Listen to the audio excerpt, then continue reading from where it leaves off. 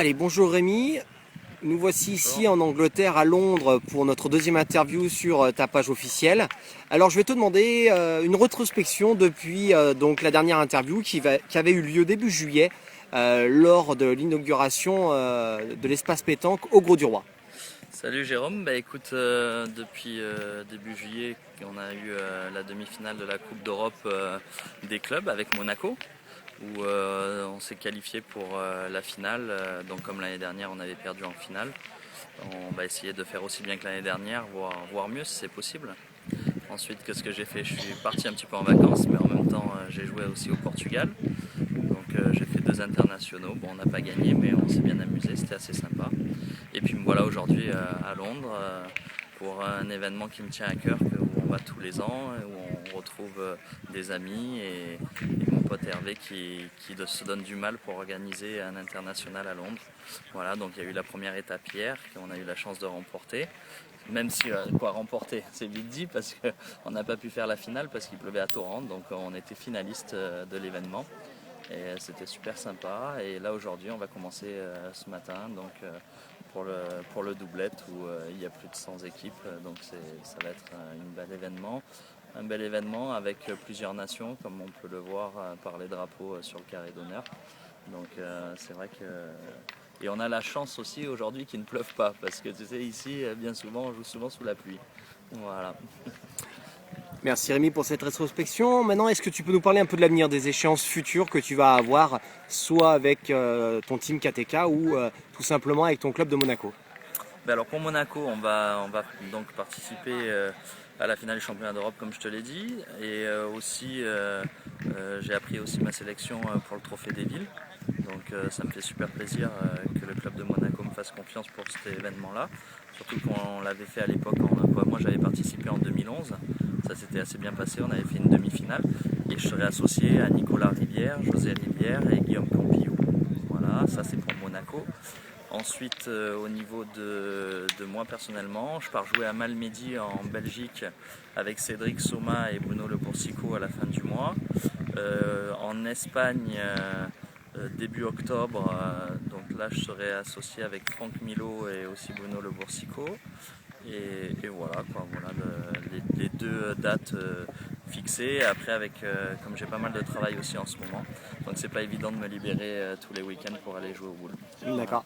Cet été, on a vu la marque Categra grandir un petit peu. Je vais te laisser expliquer un petit peu l'événement qui s'est passé pour cette grande marque de boules de pétanque.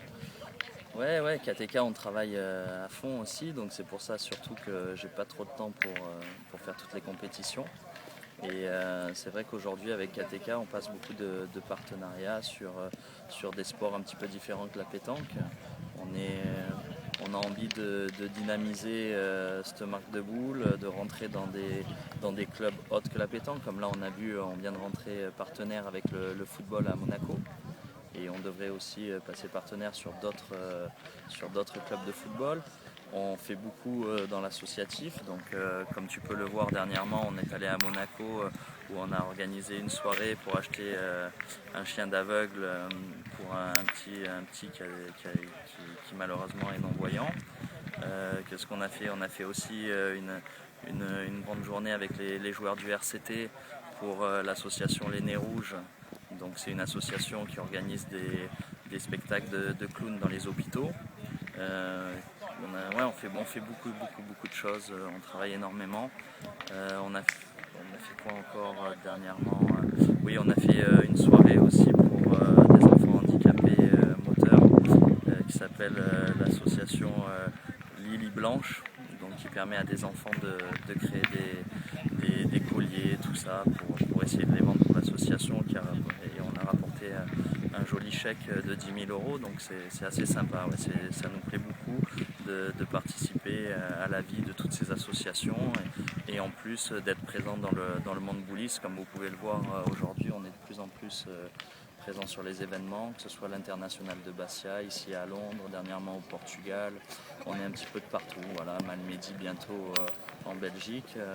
Voilà, on s'agrandit, on essaye de faire de bons produits et puis d'amuser les gens et de passer du bon moment. Voilà. Donc si on devait faire un petit bilan, on pourrait dire que la société KTK, à travers tout ce que tu peux mettre en place, est en pleine expansion et qu'on peut se dire qu'elle ne va pas s'arrêter là.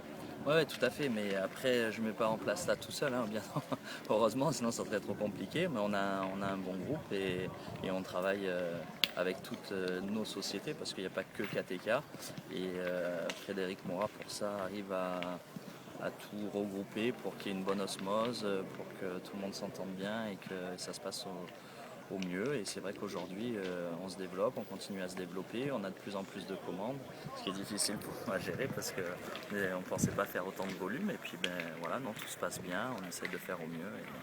Et voilà. Et bah Rémi, on va te remercier, on va te laisser partir pour la compétition doublette qui a déjà commencé. Et puis on se donnera rendez-vous plus tard pour faire une interview avec ton ami Hervé, comme tu disais, histoire qu'il nous présente un petit peu cet international et puis qu'on puisse discuter un peu tous les trois. Je te remercie Jérôme, c'est sympa. Allez, à tout à l'heure, merci. À tout à l'heure.